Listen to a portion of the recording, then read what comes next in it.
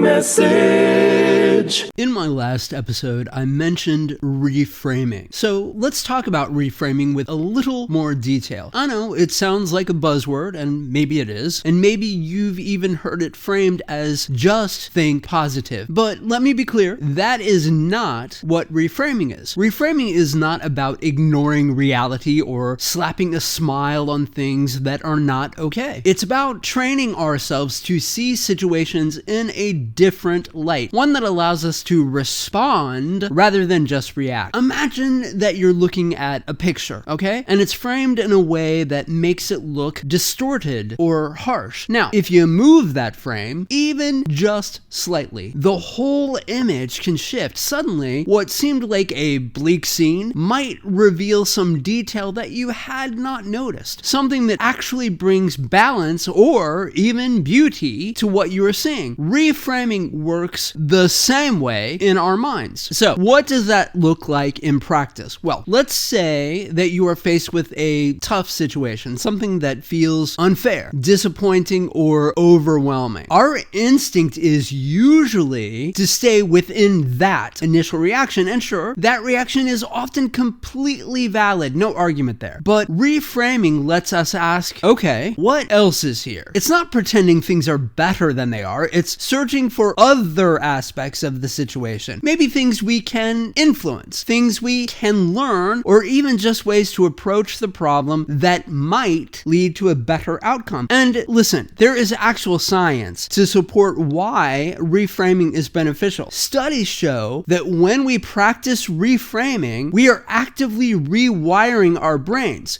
We are conditioning ourselves to respond to challenges in more productive ways. People who use reframing techniques actually report higher levels of resilience, more effective problem-solving skills, and importantly, better mental health outcomes. Now listen, there's a difference between reframing and toxic positivity. Toxic positivity says, look on the bright side, no matter what, even if it means pushing down real feelings. Reframing says, what else can I see here? It acknowledges the difficulty, but seeks out angles that empower us to move forward instead of just feeling stuck. It does not deny the negative. It just makes space for other perspectives alongside it. One of the biggest benefits of reframing is that it allows us to act from a place of choice instead of reaction.